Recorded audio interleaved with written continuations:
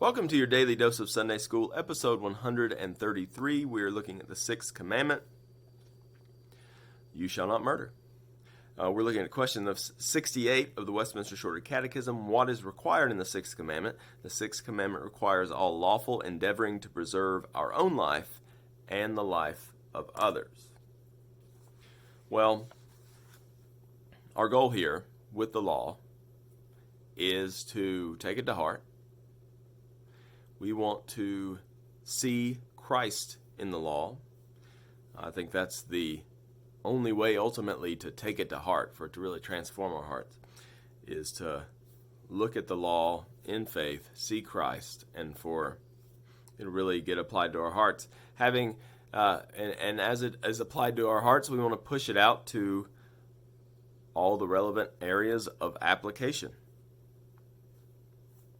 So, today we're thinking about, well, how does the sixth commandment require us to preserve the life of others?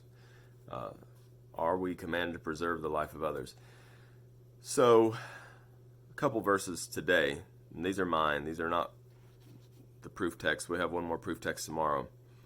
But Genesis 3:9. This is God talking to Cain, who has just murdered his brother. It says, Yahweh said to Cain, "Where is Abel your brother?" He said, "I do not know. Am I my brother's keeper?" So this is interesting. It's funny, the sort of things that get carried over from the Bible into popular culture. And often you'll hear people say, "Am I my brother's keeper?" I don't think most of them realize they are quoting the world's first murderer. So, am I my brother's keeper? The answer is yes, you are your brother's keeper. Leviticus 19:18, you shall love your neighbor as yourself. I am the Lord. So, far from being able to murder, we should have a mindset of trying to keep our brother from harm.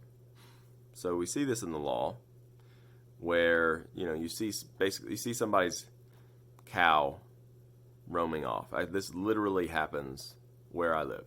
You see somebody's cow going away, and you don't just ignore it. You try to do what you can to preserve their property. You can't. It is sin that says, "Well, it's not mine. Sucks to be him." That's sin. It is righteousness that says, "Oh no, they could lose a significant amount of capital here. They could be sued if this cow damages somebody's vehicle." And showing the same concern that you would show for yourself. So it's the same thing when you have opportunity to preserve life.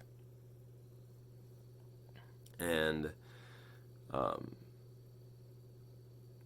so we want to do what we can. And so charity, obviously, if we have an opportunity to help the poor, we want to do it.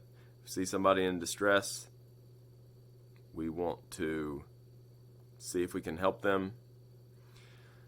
Now, this makes me think of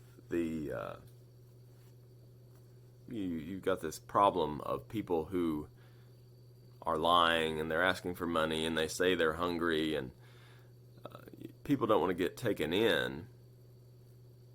So one thing that I heard this from somebody who went to New Orleans Baptist Seminary, and so there's lots of panhandlers, beggars in New Orleans, a lot of alcohol too, and they would make sure they were giving faithfully to mercy organizations in the city, people actually doing the work, who were keeping up with a lot of these guys.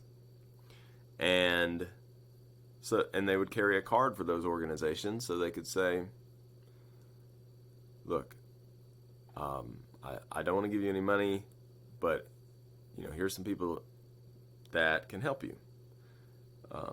And so that is a way of, people want to criticize that for, well, you're worried about money, and when you meet Jesus, he's not going to be proud of you for not getting taken in. Sure, but we also have a limited amount of money, and we actually want to give it to people who need it, not just like waste it all on the booze hound. So I got taken in for quite a bit of money in college, and it was getting upward around 200, I don't know, with this guy that I told myself I was helping. And then the next week I went to this church fundraiser for this woman with cancer, and I was like, well, this was, she has medical bills, and she's like a certain person that I can look out for her life. And yet I wasted a lot of money on a pretty unlikely shot that I was actually helping this guy. So, we want to learn from people who have experience in showing mercy to others, and do it as kindly and wisely as we can, not shutting off our hearts towards someone in a distressful situation.